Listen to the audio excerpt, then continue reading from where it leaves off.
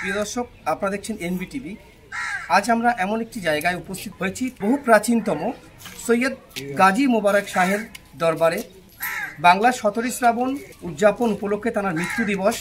এই মৃত্যু দিবসকে ঘিরে পশ্চিমবঙ্গ সহ ভারতের বিভিন্ন প্রান্ত থেকে লক্ষ লক্ষ মানুষ এই 17 শ্রাবণে সৈয়দ গাজী মোবারক শাহের মাজারে কেউ আসেন দোয়া নিতে, কেউ আসেন তার মনস্কামনা পূরণের উদ্দেশ্যে, জিয়ারাতের উদ্দেশ্যে। এবং সেই যে কয়েকটি চিত্র এখানে আমরা তুলে ধরবো সরাসরি। এখানে একটি বক্কা পুকুর আছে, তানার যে রেখে যাওয়া বা তানার তৈরির যে জিনিস, সেই জিনিসগুলো আমরা সরাসরি তুলে ধরবো।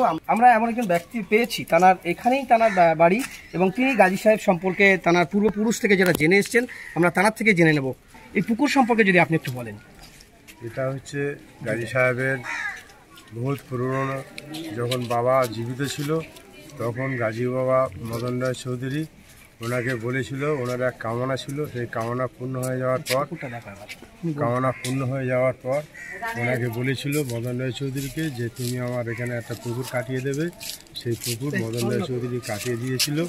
সেই পুকুরে এখন বর্তমানে বা অতীতে এখানে বাচ্চাদের বাড়িতে ছেলে ভাষায় যাদের বাচ্চা টাচ্চা হয় না এবং যাদের মনের কামনা বাচ্চা হওয়ার জন্যে গাজী বাবার উদ্দেশ্যে কামনা করে, সেই গাজী বাবার উদ্দেশ্যে কামনা করার পর যে বাচ্চা হয় সেই বাচ্চা এখানে ডেকে ভাসায়। এবং বহু পুণ্যার্থীরা যারা এখানে আসে গাজী বাবার এখানে ফুল ভাসাবার জন্যে একটা মনের কামনার উদ্দেশ্য নিয়ে বিভিন্ন কামনা বলুন, বিভিন্ন মানে বড় বড় রোগ বলুন, বাচ্চার বলুন, সব কামনা নিয়ে এখানে ফুল ভাসায়। আর এই গাজী বাবার পুকুর, এই পুকুরের পানি পান করা ছাড়া অন্য কোনো রূপে ব্যবহার করা নিষিদ্ধ। এখানে কি গোসল করা হয় বা হাত পা ধোয়া, মুখ টুক এগুলো কিছু ধোয়া হয় কি এই পুকুরে? না, এখানে কোনো এই পুকুরের পানি একমাত্র পান করা ছাড়া অন্য কোনো রূপে ব্যবহার করা নিষিদ্ধ। কোনোদিন ছেঁচতে আপনারা দেখেছেন বা শুকাতে দেখেছেন এটা? না, আমার এই 65 বছর বয়স, আমার এই বয়সে এবং আমার বাবা এবং আমার দাদু এদের কাল থেকেও শুনে আসছি যে এই পুকুর কোনোদিন শুকায়নি আর এই পুকুর কোনোদিন ছেঁচা হয়নি। আমরা দেখাবো সৈয়দ গাজী মোবারক শাহের আরও একটি আধ্যাত্মিক জিনিস, যেটা সৈয়দ গাজী মোবারক শাহের সেই সময়ের যুগের একটি নিম গাছ। আজও সেই নিম গাছ এখানে আছে। আমরা বহুবার দেখেছি যে এই নিম গাছে এই সমস্ত এরিয়া যে সমস্ত মানুষের মাথা খারাপ হয়ে যায়, অর্থাৎ পাগল, তাদের সন্তান কিংবা পিতামাতা বা মা যদি পাগল হয়ে যায় তাহলে সেই নিম গাছে তাদেরকে আনা হয়, এনে সেখানে বেঁধে রাখা হয়। কয়েকদিন রাখার পরে সেখানে সুস্থ হয়ে যায়, তার কোনো মেডিসিনও খাওয়ানো হয় না। গাজী সাহেবের দরবারে যে সমস্ত খাদ্য খাবার দেওয়া হয় সেগুলো তারা খান, এবং মক্কা পুকুরের পানি খান প্রচলন আছে। খাওয়ার পরে সেই যে পাগল যারা হয় তাদেরকে বেঁধে রাখা হয়, আবার কিছুদিন পরে তাদেরকে সেখান থেকে নিয়ে চলে যাওয়া হয় সুস্থ হয়ে যাওয়ার পরে। আমরা সরাসরি সেই গাছটা দেখাবো।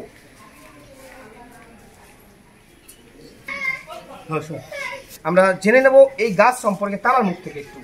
এটা কি গাছ? বংশধর, তাঁর একজন বংশের লোক। এই গাজী সাহেবের যে নিম গাছ আছে, এই নিম গাছে আমাদের এই বয়সে দেখেছি অনেক পাগল এখানে এসছে। সেই পাগল এই শিকলের সঙ্গে তাদের তালা বেঁধে রাখতো, এবং বাঁধার পরে 1 মাস 2 মাস পরে তাদের পাগল সব ভালো হয়ে যেত। এবং এখানকার একমাত্র কোনো টনিক নেই, ট্যাবলেট নেই। গাজী সাহেবের যে স্নানের জল, গাজী সাহেবের যে তেল পানি, এইগুলো তার ব্যবহারের যোগ্য, এইগুলো তাদেরকে ব্যবহার করাতো। এবং এখানে পাশে একটা পশ্চিম দিকে গাজী সাহেবের মাজারের পশ্চিম দিকে একটা পুকুর আছে। সেই পুকুরে প্রতিদিন সকালে এবং বিকালে স্নান করানো হতো সেই পাগলদের, এবং সেই পাগলদের স্নান করাবার পরে তার সমস্ত শরীরে তেল এবং পানি ব্যবহার করাতো। ব্যবহার করার পরে সেই পাগল 2 মাস 3 মাস 4 মাস 6 মাসের মধ্যে সেই পাগল ভালো হয়ে যেত, এবং তার বাপ মা এখান থেকে এসে আবার তাদেরকে নিয়ে যাওয়া যেত। আমরা দেখাবো যে সৈয়দ গাজী মোবারক শাহের ঠিক মাজারের একদম উত্তর এবং পূর্ব সাইডে যে নিম গাছ আছে, সেই নিম গাছ প্রাচীনতম নিম গাছ। সেই নিম গাছে আমরা দেখাচ্ছি যে এখানে আপনারা দেখুন, এখানে একটি শিকল আছে। এই শিকলে যারা পাগল হয়ে যান, আমরা এটা শুনলাম যেটা যারা পাগল হয়ে যান তাদের পরিবারের লোকজন এসে এই শিকলে বেঁধে রাখেন। এই শিকলে বেঁধে রাখার কিছুদিন পরে এখান থেকে গাজী সাহেবের যে এখানে যে খাদ্য খাবার তারা খাওয়ান এবং তেল বা আরও কিছু যা আছেন সেই সমস্ত ব্যবহার করার পরে পাগল যখন সেরে যায়, যে পাগল তার ব্রেন সুস্থ হয়ে যাওয়ার পরে আবার এখান থেকে নিয়ে যায়। বলছেন যে কতদিন এখানে রাখা হয়, যে পাগল যারা হয়ে যায় কতদিন রাখা হয়? মিনিমাম 2 মাস 3 মাস 1 মাস মধ্যে সেরে যায়। সেরে যাওয়ার পরে যাদের পাগল তাদের গার্জেনরা তারা আবার বাড়িতে নিয়ে চলে। আমরা যেটা শুনলাম যে এখানে যে যারা পাগল হয়ে যায় তাদের কোনো মেডিসিন খাওয়ানো হয় না, কোনো ওষুধ খাওয়ানো হয় না, ডাক্তারও দেখানো হয় না, এই শিকলে বেঁধে রাখা হয়। বেঁধে রাখার পরে কখনো বলছে যে 1 মাস 2 মাস 3 মাস এমনকি 6 মাসের মধ্যেও তারা সুস্থ হয়ে যাওয়ার পরে তাদের বাড়িতে নিয়ে চলে যাওয়া হয়। আমরা সরাসরি আরও একটি চিত্র দেখাবো। সৈয়দ গাজী মোবারক শাহের মাজারের পূর্ব দিকে একটি বড় পাথর আছে, তার সঙ্গে একটি ছোট্ট পাথর। এই পাথরে যে ব্যবহার হয়, এখানে যে সমস্ত তীর্থযাত্রীরা আসেন তারা এই পাথরে তারা আদা রসুন এবং বিভিন্ন মরিচ মশলা তারা এখানে পেশাই করেন। সরাসরি সেই পাথরটা দেখাবো এবং পাথর সম্পর্কে আমরা এখানকার স্থানীয় যিনি সৈয়দ গাজী মোবারক শাহের বংশধর, আমরা তার কাছ থেকে পাথর সম্পর্কে একটু জেনে নেব। এই যে পাথর এখানে আছে, দেখতে পাচ্ছি যে একটি কালো পাথর আছে, একটা ছোট্ট পাথর আছে, আমরা একটা দেখছি গোল, আর একটি বড় পাথর আছে। তো এই পাথর সম্পর্কে আপনি কি জানেন? আপনি তো এখানকারই একজন স্থানীয় বাসিন্দা এবং বংশধর। এই পাথরটা হচ্ছে পিয়ালি নদী ছিল, সেই পিয়ালি নদীতে এই দানব মহিলা সমস্ত পূর্বে যখন এখান থেকে কোনো যানবাহনের ব্যবস্থা ছিল না, এখানে খড়ের নৌকো, চালের নৌকো, ধানের নৌকো কলকাতায় যেত এবং যানবাহন নিয়ে যেত, মানুষকে নিয়ে যেত। সেই নৌকো করে সেই নদী পিয়ালি নদীতে এই দানব মহিলা সমস্ত ডুবিয়ে দিত নৌকাগুলো এবং চাষাবাদের জন্যে এখানে সমস্ত নদী পানি সমস্ত নদীতে ঢুকে যেত, যার জন্য কোনো চাষাবাদ হতো না।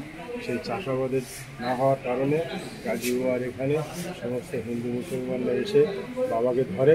বাবা ধরার পরে বাবা বলল আচ্ছা ঠিক আছে আমি ব্যবস্থা করছি। ব্যবস্থা করার পর বাবা কী করলো, যে ওনার চুরি নদী ধরে নিয়ে আসলো গাজী বাবার মাজারের ঠিক পূর্ব দিকে, এনে এখানে পাথর বানিয়ে রেখে দিল এবং সেই পাথরের উপরে বাবার সঙ্গে 3টে কোড়াল হলো। এই কোড়ালে কি যে আমি হচ্ছে হিন্দু এবং হিন্দু মুসলমান, এদেরকে নিয়ে গাজী বাবা এখানে হচ্ছে আষাঢ় মাসের 7 তারিখ থেকে 14 তারিখে মেলা হয়। সেই মেলা হিন্দু মুসলমানের মেলা, এখানে কোনো গোমাংস দিয়ে আসা এবং এই আশেপাশে এই পাড়ার মধ্যে কোনো গোমাংস চলে না এই দেউনি পাথরের জন্যে। আর এই পাথরের যে যাদেরকে হাজত নিয়াজ হয়, মানত করে, সেই মানতের যে আদা রসুন, সেই আদা রসুন এই পাথরের উপরে ফুটো করে তারপরে হাজির হয়। আমরা শুনে নিলাম পাথর সম্পর্কে। ঠিক তদরূপ আরও একটি গাছ, এটা আমি দেখাবো যে সৈয়দ গাজী মোবারক শাহের মাজারের একদম দক্ষিণ সাইডে একটি বড় গাছ দেখতে পাচ্ছি। গাছটা সম্ভবত বাদাম গাছ, প্রাচীনতম একটি বাদাম গাছ। এই বাদাম গাছটার কতটা বয়স বা এই বাদাম গাছ সম্পর্কে আমরা একটু জেনে নেব। এই গাছটা প্রায় 300-400 বছর আগেকার, কিন্তু এই গাছটা এখনও পর্যন্ত ফল দিচ্ছে। 300-400 বছরের গাছ আমাদের বয়সে দেখিনি এখনও, আমার এই 65 বছর বয়স, ফল দিতে দেখিনি। কিন্তু গাজী বাবার এই যে বাবার মাজারের সামনে যে বাদাম গাছ এখনও ফল দিয়ে যাচ্ছে এবং অনেকে এই বাদাম বাড়িতে নিয়ে যায়, আর পেকে যাওয়ার পরে পড়ে যাওয়ার পরে বাড়িতে নিয়ে যায়। তো এই বাদাম গাছ আজ 300-400 বছর আগেকার বাদাম গাছ এবং গাজী বাবার যে মাজার 400 বছর অতিক্রম হয়ে গিয়েছে। এখন এই বাদাম গাছ এত রকম ঝড় হয়েছে, ঝাপটা গিয়েছে, কিন্তু বাদাম গাছ আজও পর্যন্ত কোনো দিন এই বাদাম গাছ পড়েনি এবং এই বাদাম গাছ হচ্ছে বিশাল বাদাম গাছ। এই আমরা সরাসরি আরও একটু দেখাবো যে সৈয়দ গাজী মোবারক শাহের মাজারের সামনে একটি কবরস্থান আছে। আমরা একটু জেনে নেব যে এই কবরস্থান সম্পর্কে যদি আপনি একটু বলেন। এই কবরস্থান সম্পর্কে এটা হচ্ছে গাজী বাবার 3টে গাজী বাবার একটা ছেলে ছিল, তার নাম হচ্ছে দুঃখী দেওয়ান। সৈয়দ গাজী মোবারক শাহের মাজারের ঠিক পূর্ব দিকে একটি মাজার আছে, সেটা সৈয়দ গাজী মোবারক শাহের একমাত্র পুত্র ছিলেন বলে আমরা সূত্রে জানতে পাচ্ছি। এই স্থানীয় মানুষ এবং গাজী সাহেবের যারা বংশধর, তাদের বংশ পরম্পরা যেটা দেখে এসেছেন, দাদা বাবা এবং তানার পর তানার বর্তমান 65 বছরের কাছাকাছি বয়স। তিনি আমাদেরকে জানাচ্ছেন যে সৈয়দ গাজী সাহেবের একটি পুত্র সন্তান ছিলেন, সেই পুত্র সন্তানের মাজার শরীফ আমরা সরাসরি সেই মাজার শরীফ দেখাবো।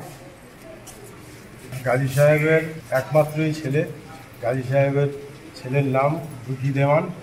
এই দুঃখী দেওয়ানের 3টে ছেলে আছে। 3টে ছেলের গাজী বাবার ঠিক মাজারের সামনের দিকে ওনার মাজার আছে। একটার নাম হচ্ছে শাহ দেওয়ান, সাদি দেওয়ান, সারে মস্ত দেওয়ান। আমরা আরেকটি চিত্র দেখাবো সৈয়দ গাজী মোবারক শাহের মাজারের সামনে, যেটা দক্ষিণ দিকে সৈয়দ গাজী মোবারক মাজারের সামনে তার খাদেম যারা ছিলেন তাদের সমাপ্তি করা হয়েছে, সেখানেই তাদের দাফন করা হয়েছে। আমি শুনে নেব সেই দাফন যাদের করা হয়েছে এবং এখানেই তাদের সমাধি করা হয়েছে। কি নাম তাদের ছিল এখানে স্থানীয় মানুষের কাছে আমরা সরাসরি শুনে নেব। এই যে দুটো আমরা কবরস্থান দেখতে পাচ্ছি, এটা কারা? এটা হচ্ছে শামসুদ্দিন দেওয়ান, গাজী বাবার একজন খাদেম, কিন্তু সবাই এখানে মানে স্থানান্তরিত হতে পারেনি। আমাদের মেন খাদেম মানে যে গোরস্থানটা হচ্ছে পিছন দিকে, কিন্তু এনাদের মধ্যে কিছু কারিশমা ছিল।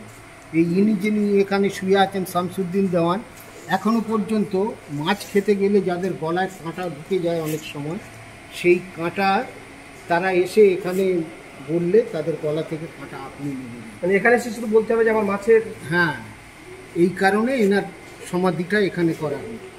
আচ্ছা, উনি কি?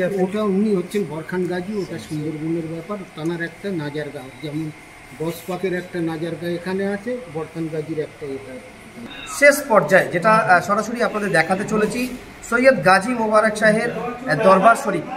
আমরা সেই দরবার শরীফে এসে পৌঁছে গেছি। আমরা দেখাবো সৈয়দ গাজী মোবারক শাহের মাজার। সৈয়দ গাজী মোবারক শাহের মাজার সম্পর্কে আমরা জেনে নেব এবং তার কিছু কারিগর সম্পর্কে এখানে স্থানীয় যিনি আছেন এবং তিনি মাজার কমিটির একজন ম্যানেজিং কমিটির মেম্বার। গাজী সাহেবের যে মাজার আমরা দেখতে পাচ্ছি, এই মাজার সম্পর্কে আপনি কি বলবেন যে 17 শ্রাবণ উপলক্ষে কেন এই মেলাটা হয়? 17 শ্রাবণ হচ্ছে গাজী বাবার মৃত্যুদিন।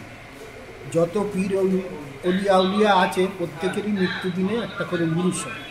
সেই উরুস উপলক্ষে এখানে লক্ষ লক্ষ লোকের জমায়েত হয় এবং বিভিন্ন জায়গায় চাদর সন্দল করে বিভিন্ন দূর দূরান্ত থেকে লোক আসে, এমনকি দিল্লি বোম্বে থেকে পর্যন্ত লোক এখানে আসে। এই যেমন গত সপ্তাহে একটা এসছিল বোম্বে থেকে পুরো ফ্যামিলি নিয়ে। গাজী সাহেব সম্পর্কে আপনি একটু বলুন। গাজী সাহেব এসছিলেন আরব দেশ থেকে। আরব দেশ থেকে এনারা মোট 22 জন আউলিয়া একসঙ্গেই রওনা হয়েছিলেন। ইনি এসছিলেন হজরত শাহজালালের নেতৃত্বে। 22 জন আউলিয়া আরব থেকে বা এখানকার ভারতবর্ষের উদ্দেশ্যে হয়। তখন বাংলাদেশ এবং ভারতবর্ষ সব মানে ভারতবর্ষের মধ্যে বাংলাদেশ পাকিস্তান সব এক ছিল। তখন ওই শাহজালাল নেতৃত্বে এসে এনারা প্রথম বাংলাদেশে চলে যান। বাংলাদেশে গিয়ে একটা রাজার সঙ্গে এনাদের একটা যুদ্ধ হয়। সেই যুদ্ধের সেনাপতি ছিলেন হজরত সৈয়দ শাহ মোবারক গাজী। উনি তখন সৈয়দ শাহ মোবারক নামে পরিচিত ছিলেন, কিন্তু ইসলামের যুদ্ধে জয়ী হবার পরে গাজী উপাধি দেওয়া হয়। তো সেই যুদ্ধে জয়ী হবার পরে ইনি এই গাজী উপাধিটা পান। তারপর থেকে ইনি সৈয়দ শাহ মোবারক গাজী হিসেবে পরিচিত। তারপরে উনি বাংলাদেশে 11 জন আউলিয়া নিয়ে থেকে গেলেন এবং 12 জন আউলিয়াকে নিয়ে নদী পার হয়ে গাজী বাবা এপার বাংলায় চলে আসেন। এপার বাংলায় আসার পরে ইনি এই সুন্দরবনের জঙ্গলটা বেছে নিয়েছিলেন। আরও দেখবেন সানোয়ার গাজী আছে, সোনাগাছি যেটা বর্তমানে, আরও 12 জন চলে গেছে আপনার মেদিনীপুরে। গোরাচাঁদ বাবা আছে আপনার হাড়োয়ায়। এনারা সব গাজী বাবার সঙ্গী ছিলেন। ভাঙড় সুলতান শাহ বাবাও গাজী বাবার সঙ্গী ছিলেন। এনার বিভিন্ন জায়গায় ছড়িয়ে ছিটিয়ে ইসলাম প্রচারের জন্যে এখানে আসেন। আর ইনি সুন্দরবন জঙ্গলের মধ্যে এসে মানে নিজে বসবাস করেন এবং ওখান থেকে জঙ্গলে আগুন লাগিয়ে উনি বলেছিলেন যে এই আগুন যেখান থেকে গিয়ে নিভে যাবে আমি সেখানেই স্থায়ীভাবে বসবাস করি। এই কুড়ালি থেকে জঙ্গলে আগুন দেওয়ার পরে ইনি সর্বপ্রথম আসেন নারায়ণপুরে। নারায়ণপুরে এসে ওখানে আজান দিতেন, নামাজ পড়তেন, তার জন্য ওখানকার আপত্তি করতে ইনি কুড়ালিতে চলে যান। কুড়ালিতে চলে যাবার পর নারায়ণপুরে আবার ওদের একটা বউকে খুঁজে পাওয়া যাচ্ছে না। 3 দিন পর বউটা আসলো। আসার পরে করলো যে মানে গাজী বাবা এনারা তখন ছুটে কুড়ালিতে বললে ফকিরটা কোথায় গেল। তখন কুড়ালিতে গিয়ে তখন বলল, ওখানে ছুটে গেল যে আমাদের বউকে কি করলেন আপনি, আমাদের বউ খুঁজে পাওয়া যাচ্ছে না। তখন ওনারা গাজী বাবা বললেন, আচ্ছা যাও তোমরা বাড়িতে যাও, তোমাদের বউ বাড়িতে ফিরে এসে বউটাকে এসে বাড়িতে পেলেন এবং জিজ্ঞেস করলেন যে তুমি তো জল আনতে গেলে আজ 3 দিন হলো, এতদিন কোথায় ছিল? কোথায়, আমি তো এইমাত্র গেলাম জল আনতে। আমি 3 দিন কোথায় ছিলাম আমি তো কিছুই জানি না। তারপর ওখানে থাকতে থাকতে ওখানেও মানে একটা ক্যারিশমা দেখিয়েছিলেন, যেটা কাঠুরিয়ারা প্রতিদিন জঙ্গলে কাঠ কাটতে গেল। উনি জঙ্গলের মধ্যে বসে আছেন, তো কাঠুরিয়ারা যাচ্ছে, তখন উনি জিজ্ঞাসা করেন যে বাবারা আমার একটু জঙ্গল সাফ করে দেবে, আমি একটু এখানে থাকি। তো বলছে, না বাবা, তোমার জঙ্গল সাফ করতে গেলে আমাদের তো বাড়িতে খাওয়া হবে না, আমাদের কাঠ না কাটলে আমাদের রোজগার হবে না, খাওয়া হবে না। বলে আচ্ছা বাবা তোমরা বলে তখন ওরা বনে উঠতে গিয়ে কাঠ কাটতে গিয়ে দেখছে যে চারিদিকে বাঘের এত উপদ্রব, ওরা জঙ্গলে উঠতেই পারছে না।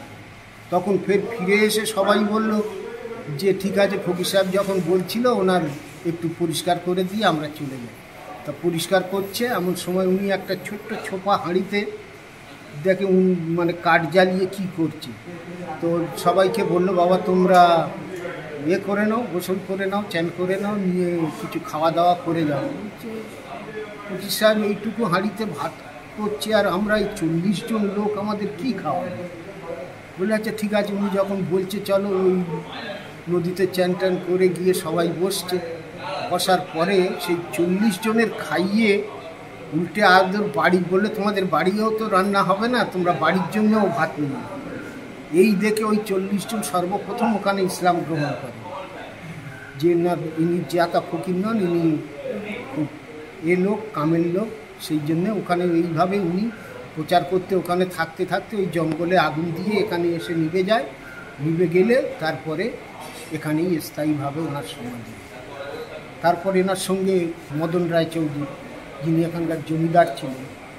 তো মদন রায় চৌধুরী যখন মুর্শিদ কুলি খাঁর আন্ডারে দেনায় জর্জরিত, হুলিয়ানামা বার হয়ে গেছে যে ওখানে যেখানে পাবে মদনকে ধরে নিয়ে চলে আসো, উনি তখন পালিয়ে পালিয়ে বেড়াচ্ছেন চারিদিকে। তখন একজন বলল যে আপনি গিয়ে ভুটিয়ারি শরীফে একটা ফকির এসছে, ওকে ধরে। বলছে তোমরা এই বিপদের দিনে আমার সঙ্গে রহস্য করছো, ফকির আমার কী করি? বলছে আমরা বলছি আপনি জানেন। বলে এসে দেখে যে মানে এখানে এসছে, এসে দেখছে যে একটা ছোট্ট ছেলে ধুলোবালি নিয়ে খেলা করছে। তখন সবাই করছে, ফকিরও তো একটা বাচ্চা ছেলে বসে, বলছে ওনাকেই ধরতে। তো বলছে ওনাকে ধরতে, তখন উনি আসল বুক নিয়ে বললে কী তোর বিপদ? তখন বলছে এই ব্যাপার। বলছে ঠিক আছে, তুই মুর্শিদাবাদে যা, নবাবের সঙ্গে দেখা কর, আমি আছি, কোনো অসুবিধা হবে। বলছে না বাবা, আমার পেলে তো ওরা এক্ষুনি জেলে দিয়ে দেবে। তো বলছে তোর কিচ্ছু হবে না, আমি বলছি। তো বলছে আপনি আমার সঙ্গে চলুন। বলছে আমি যেতে পারবো না, কিন্তু তুই যেখানেই যাবি দেখবি তোর পাশে একটা কালো ভুমর উঠছে, ওইটা দেখলে মনে করবি যে আমি তোর সঙ্গে আছি। সেই জন্য আমাদের এখানে এখনো পর্যন্ত কোনো লোক কালো ভুমরের গায়ে হাত দেয়নি। যেহেতু গাজী বাবা 2বার রূপ নিয়েছিল, একবার মানে খরায় জর্জরিত হয়ে যখন হচ্ছে, বৃষ্টি হচ্ছে না, তখনও কালো ভ্রমরের রূপ ধরে। কালো ভ্রমর তো দেখলেন, দেখার পরে ওখানে কি হলো ওইটা একটু বলুন। ওইটা কালো ভ্রমর দেখে উনি প্রথম করলেন, এদিকে মুর্শিদ কুলি খাঁকে স্বপ্ন দিয়ে দিলেন যে মদন রায় চৌধুরী আসছে, ওনার সঙ্গে যেন ভালো ব্যবহার করা হয়, করে তুমি হিসাব কিতাবে বসো, তোমার কী পাওনা কুদি আছে বুঝে নাও। তো বলছে তখন ওই মুর্শিদ কুলি খাঁ ওদিক থেকে সৈন্য সামন্ত পাঠিয়ে দিলেন যে মদন রায় আসছে, ওনাকে আগিয়ে নিয়ে এসো। তো উনি আগিয়ে নিয়ে গেলেন। গিয়ে যাবার পরে হিসাব কিতাব করে দেখা যাচ্ছে যে মুর্শিদ কুলি খাঁর পাওনা কোথায়, উল্টে মদন রায় চৌধুরীর 2 পয়সা খাজনা বেশি জমা করে। তখন মুর্শিদ কুলি খাঁ বললেন যে আমি তো লজ্জিত, আমি আপনাকে এত হ্যারাসমেন্ট করলাম, এর জন্যে আপনি আমার কাছে কী চান? তা বললেন না, আপনি হচ্ছেন নবাব আর আমি আপনার আন্ডারের জমিদার, আমি আপনার কাছে কী চাই বলে তখন উনি বাবা ওনাকে বলেছিলেন যে তোর 2 ঘন্টার জেল হবে, এইটুকু আমি রুখতে পারি। তখন বললো যে আমার 2 ঘন্টা জেলে থাকতে হবে। বলছে হ্যাঁ। তো এইবারে অনেক জমিদার ওই মুর্শিদাবাদ জেলে আটকে ছিলেন এইরকমভাবে খাজনা বকেয়া পড়ার জন্য। তো মদন রায় চৌধুরী যখন গিয়েছেন সবাই মানে জানাজানি হয়ে গেছে। এবার মদন রায় চৌধুরীর সমস্ত ঘটনা সব জমিদার ভিতরে জানতে পেরেছেন। পেরে যখন মুর্শিদাবাদ জেলের পাশ থেকে উনি আসছেন তখন জমিদাররা বলছে আমরা ওনার সঙ্গে একটু দেখা করি বলে গেটের কাছে এসে বলছে, মদন নবাব তোমার এত সুন্দর একটা প্রস্তাব দিল, তুমি কিছু করতে পারলে না আমাদের জন্যে? তো বললে কী করবো বলুন? তো বলছে আমাদের অন্তত এইগুলো মুকুট করে দিতে বলো। উনি যখন তোমাকে প্রস্তাব দিয়েছেন যে তুমি যা চাইবে তাই দেবে, তো তখন ওই বললো গিয়ে ফের নবাবের কাছে ঘুরে গিয়ে বলছে, হুজুর আমার একটা আবদার আপনার রাখতে হবে। বলছে কী? বলছে আমার মতো যেসব জমিদাররা আপনার এখানে আছে তাদেরকে আপনার ছেড়ে দিতে। বলছে আচ্ছা যাও, তুমি গিয়ে নিজে হাতে ওদের মুক্ত করো। বলে ওই মুর্শিদাবাদ জেলের মধ্যে মুক্ত করতে করতে 2 ঘন্টা ওই জেলের মধ্যেই উনি ছিলেন। তারপর এখানে আসার পর যখন 7ই আষাঢ় যেটা অম্বুবাসী মেলা, সেই মেলাটা যখন হয় আসামের কামরূপ কামাখ্যা, উনি মদন রায় চৌধুরী প্রতিবারের পুরো ফ্যামিলি নিয়ে ওখানে পুজো দিতে যেতেন। কিন্তু যখন 7ই আষাঢ় করার পরে মদন রায় চৌধুরীর মা বলছে, মদন এবারে যাবি না পুজো দিতে? বলছে না মা, আমি আর কোনো দেবদেবীর পুজো করবো না, যে আমার এই বিপদের দিনে উদ্ধার করেছে আমি এই মেলা সেখানেই করব। বলে ওই 7ই আষাঢ়ে গাজী বাবা জীবিত অবস্থায় এসে উনি পুজো দিয়ে এখানে ওই 7ই আষাঢ় অম্বুবাসী মেলা যেটা হয় সেটা এখানে স্থাপন করেছিল। আজও পর্যন্ত সেই 7ই আষাঢ়ের মেলা এখনও হয়ে গেছে। আসেন সেই চৌধুরী পরিবার? হ্যাঁ, চৌধুরী পরিবারে এসে সর্বপ্রথম ওনার পুজো দেন, তারপরে সব অন্য লোক পুজো দেন। আর তারপরে এইটাই হচ্ছে 17ই শ্রাবণটা হচ্ছে বাবার মৃত্যুদিন। এই মৃত্যুটা কেন হয়েছিল? কি এই মৃত্যুটা মানে চারিদিকে তখন খরা চলছে, মাটি ফেটে চৌকির চাষিদের ক্ষেত সমস্ত জ্বলে গিয়েছে। এইবার মানুষ চারিদিক থেকে এসে বাবাকে বলছেন, বাবা তুমি উদ্ধার করো, আল্লাহর কাছে দোয়া করো যাতে বৃষ্টি নামে। তা বললে আচ্ছা তোমরা যাও, আমি কি করতে পারি দেখছি। বলে তখন এখানে একটা তালপাড়ার কুটির ছিল, ওই কুটিরে উনি থাকতেন। আর এখন যেটা দেখছেন দুঃখী বাবা বলে, যেটা গাজী বাবার ছেলে আর কি, উনি তো এখানে এসে বিয়ে করেননি, তো একটা ছেলেকে রেখেছিলেন গাজী বাবার দেখাশোনা করতে, ছেলে হিসেবে ওনাকেই গ্রহণ করেছেন। তো উনি ওনাকে বসিয়ে রেখে বললো আমি ভিতরে যাচ্ছি, আমি যতক্ষণ না ভিতর থেকে সাড়া দেব ততক্ষণ যেন তুই দরজা খুলবি না। হ্যাঁ, তখন উনি বসে আছেন সামনে, আর ভিতরে গিয়ে উনি হজরার দোরটা বন্ধ করে ভিতরে চলে গিয়েছেন। যাবার পরে উনি মানে নিয়ে পর্দা নিয়ে ভ্রমর হয়ে ওই আল্লাহর সঙ্গে পানির জন্য আর্জি করতে গেছেন। এমন সময় কিছু খান সাহেব যারা আর কি, ওরা এসে বলে বাবাকে ডাক, আমরা দেখা করি। তো উনি তখন ছেলেটা বলছে যে না, বাবা তো আমার ডাকতে নিষেধ করেছে, উনি যতক্ষণ না ভিতর থেকে সাড়া দেবে। তারপর ওরা কিছুক্ষণ বসলো, বসার পরেও আর ওদের ধৈর্য খুলল না। তখন দরজা ভেঙে ঢুকে দেখে যে বাবা পড়তে নেই। তখন ওরা বললো এই তো বাবা তো মারা গেছে, আর তুই আমাদের আটকে রেখেছিস বাইরে। তো ওরাই মানে এখানে করে দিয়ে চলে গেছে। যাবার পরে যখন ছেলেটা খুব কান্নাকাটি করছে, বাবার স্বপ্নে বলছে আমি তো মরিনি, আমাকে ওরা আমার কথা মানেনি, আর জোর করে আমাকে সমাধি করে দিয়েছে, আমি তো আর কিছু করতে পারবো না। তো তুই কাঁদিস নি, আমি জীবিত আছি, আমি চিরদিন তোর সঙ্গেই থাকবো। এইভাবে সেই 17ই শ্রাবণ উপলক্ষে এই মেলাটা হয়। কি বুঝছেন এখানে, কি পান আপনার বাবার কাছে? কি পান? আর বাবার মহিমা আর কি বলবো, বাবার মহিমা, বাবার কাছে আমরা কাঁদি, আমরা পাই। বাবা তো একবারও দেখছি না, এই 1 বছর আগেও এই যেরকম হয়েছে এখনো সেই রকম হচ্ছে। বাবার কাছে কাঁদছি যে বাবা তুমি একবার দেখো, কেন বাবাকে বলছি বাবা তুমি একবার চেয়ে দেখো, একবার দেখো। বাবা তো আজকে যাচ্ছে মদিনা শরীফ পানি আনতে, আমরা তাই দোয়া করছি বাবার জন্য, বাবার জন্য দোয়া করছি। আপনারা শুনেছেন শ্বশুরের, দাদা শ্বশুরের কাছে শুনেছেন? হ্যাঁ, দাদি শাশুড়ির কাছে সব শুনেছি, ওই সব কাহিনী শুনেছি। আমরা তো নিজে দেখিনি বাবা, আমরা শুনেছি। কি পান এখানে এসে থাকেন? এখানে এসে কি পাই আমরা, আমাদের রোগ হলে গেলে আমাদের ভালো হয়ে যায়। আমি 3বার পাগল হয়ে গেছি, আমি উপকার পেয়েছি এখানে এসে। এখানে এসে আপনার পাগল সেরে গেছে? হ্যাঁ, সেরে গেছে। আমরা খাসি পুরবালি চালির ভাত এখানে এনে বিতরণ করে গেছি। কোথায় বাড়ি আপনার? চন্দন ছাড়ে। প্রায় আসেন আপনি? হ্যাঁ, প্রতি মাসে 2-3বার করে এইখানে আসি। আমরা উপকার না পেলে আর আমরা কি কারণে আসি, কি কারণে আমরা পয়সা খরচ করে আসি? এই 2-3টে গাড়ি বছর এখানে পানি হয়নি, তো বাবার কাছে খাসিরা আসতো যারা, তারাই বললো, ওরাই সবাই মিলে কাঁদলো, বাবা যে পানি এনে দাও, আমরা আর বাঁচতে পারছি না। তো উনি মদিনা শরীফে পানি আনতে দিয়েছিল। পানি হয়েছিল তখন? হ্যাঁ, তখন আজকের দিনে পানি হয়েছিল, পানি নিয়ে এসছিল, পানি উনি তারপরে চাষবাস, তারপরে চাষবাস পানি টানি সব এখানে ঠিকঠাক থাকলো বা হচ্ছে, এখনো হচ্ছে সেইভাবেই চলছে। দক্ষিণ 24 পরগনা জেলার সৈয়দ গাজী মোবারক শাহের সমাধিস্থল ঘুটিয়ারি শরীফ। এই ঘুটিয়ারি শরীফ 17 শ্রাবণ সৈয়দ গাজী মোবারক শাহের মৃত্যু দিবস উদযাপন উপলক্ষে লক্ষ লক্ষ মানুষ এখানে হাজির হন দেশ ও দেশের বিভিন্ন প্রান্ত থেকে।